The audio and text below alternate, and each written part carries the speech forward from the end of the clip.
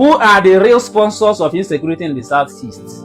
You see this question why I ask now, wetin many people they ask. But this video wey won't watch now and wetin you won't hear from Ralph Uwazurike go clear your mind on those people where they sponsor insecurity in the Southeast. You don't mention their names. And with some instances, look at what happened in Anambra State. A honorable state assembly member was murdered by kidnappers. Those people where kidnap and murder him was arrested in another state, and they were now brought back to Anambra State. Are you getting me? For the case to start. And guess what? Now for Anambra State Police Command, now they hear say those people don't escape. Now state assembly member, now they arrested people will be the suspects, and guess what? They escaped at police detention in this Anambra State. Are we kids? Let's listen to this exposition coming from Ralph Uwazurike. Who were the people that brought this insecurity? Politicians, Igbo politicians. They were the people that came into the organization and bifurcated it. Armed these boys to do their biddings, to rig elections for them, to do all sorts of things for them. They armed them. The politicians armed them. The Igbo politicians armed these boys. From where are these boys getting the sophisticated ammunitions they are using? Igbo politicians. Good evening, everyone. I want to talk about the horror going on in Okigwe now, and the horror going on in the entire Igbo land.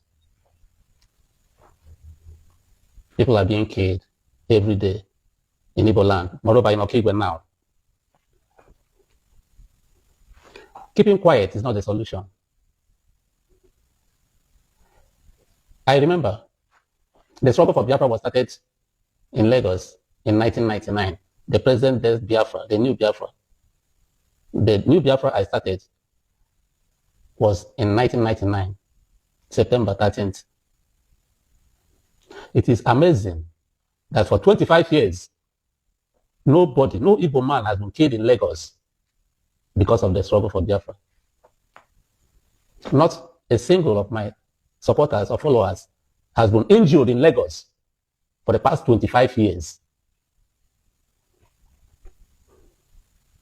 After 9 months, I came down to the east to continue the struggle for Biafra. I went to Aba to redeclare Biafra on 22nd May 2000 at Ariaria. On that particular day, 2 of my members were killed, were shot dead. Gabriel Ogu and Joseph Okereke were killed. What did they do? Were they armed? They were able to happen. They were carrying only flag, Japan flag, but they were shot dead. Were they terrorists? They were ordinary citizens clamoring for Biafra. Their fundamental rights, but they were killed. In 2003, while heading to Mwahia with my members for a rally at Omula Lokigwe, hundreds of my members were massacred at Omula Lokigwe by Achkudemwa government. Were they carrying arms? My commander was killed in my presence. Were they terrorists? What did they do? I was arrested and taken to Abuja. In 2006, while I was in Suleja prison, news came in that tens of my members were killed in Onitsha and thrown into Esu River by P2B. Were they carrying arms? Were they terrorists? What did they do? Were they violent? So if you try to juxtapose it with what is happening in Igbo land today and in the Southeast, one could rise up to say that terrorists, that are unknown gunmen. All these people who were killed all these days, what did they do? Were they unknown gunmen or were they terrorists? We are there, ESM. Who killed them?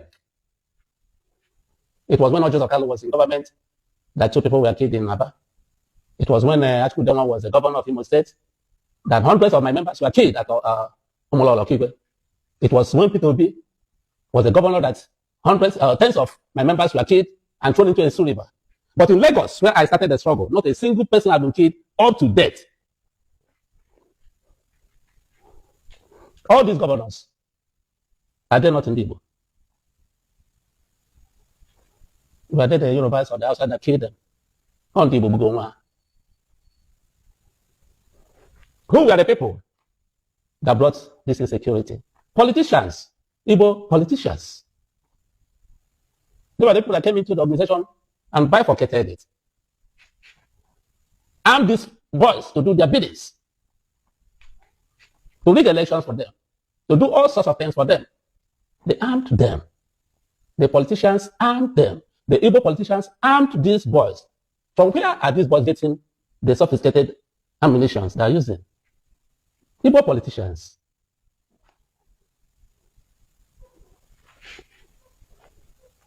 Who are the people suffering it now?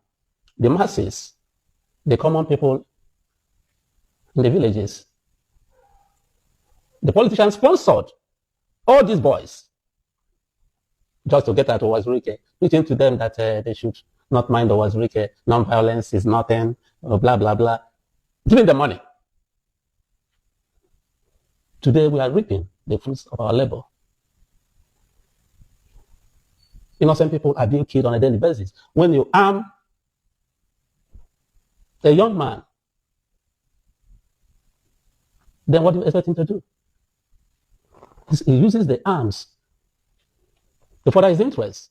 When he's hungry, he kidnaps and raises money. The type of money he has not even seen before. You have given him arms, but you can't control him again. That's what we are seeing today. Then these boys are saying they are fighting for Nnamdi Kanu's release. Who should fight them? Nnamdi Kanu has been there for years. Good or bad, he deserves to be released.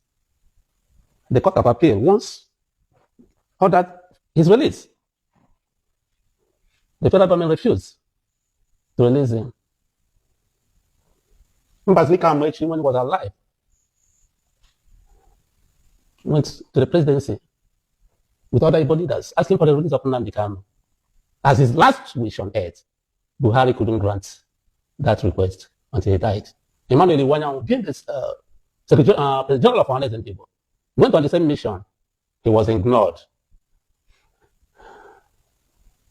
But Boko Haram people have been released on a regular basis in their thousands, in their hundreds, and reintegrated into the army, police, etc. Some people who was released, but Nnamdi Kanu was kept there. How do you think these boys will feel? I'm not making any case for anybody. I hate violence. That was why from the inception, I said Biafra struggle must be anchored on non-violence. And I have maintained that for 25 years. I don't support violence. But if these boys argue that their only condition is for Nnamdi Kanu to be released, why not release Nnamdi Kanu? And let us say, who else would kidnap tomorrow on behalf of Nnamdi Kanu or kill somebody for struggling to secure the release of Nnamdi Kanu? I once requested that Nnamdi Kanu could be released to me personally as a guarantor. If he's arrested or if he flees Nigeria, I should be held responsible. Makana onye Igbo. Ọ na Nnamdi Kanu onye Hausa ma Yoruba ga neba. Ọ ga neba. He's being held because he's an Igbo man. And the federal government is enjoying it. Because the federal government doesn't want anything good to happen in the southeast. They're enjoying the massacre taking place in Igbo land. Because I said, if Nnamdi Kanu is a Yoruba man or an Hausa man, he would have been released ever since. Why are you keeping him? Why are you keeping him? What do you want to get? This thing going on can never stop. The way I say it. These boys are in the bush, in the thick forest. They come out, they kidnap, they take it inside the bush, they kill. They say they want Nnamdi Kanu to be released. Why not do that? Okay, if you don't want to do it because of their asking, why not do it because of prominent Igbo that have asked for his release? Nobody is anybody in Nigeria, from Igbo land in Nigeria. That's what you want to, the impression you want to create. How many Boko Haram chieftains are being tried in Nigerian courts today? Why is Nnamdi Kanu the only person that is being tried in Nigerian courts today?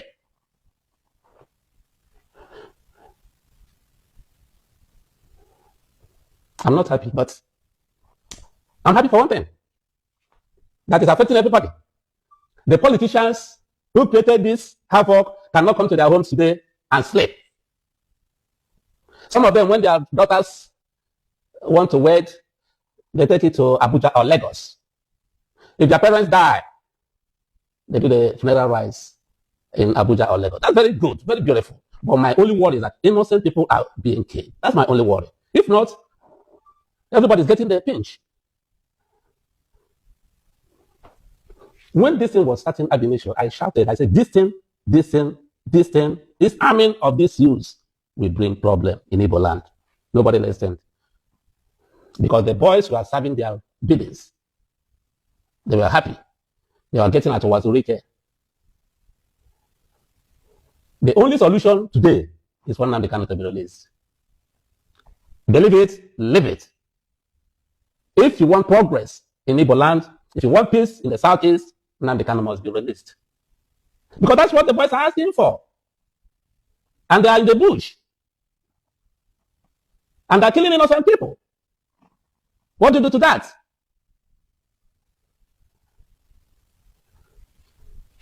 Why must you keep Nnamdi Kanu in jail? What do you want to achieve?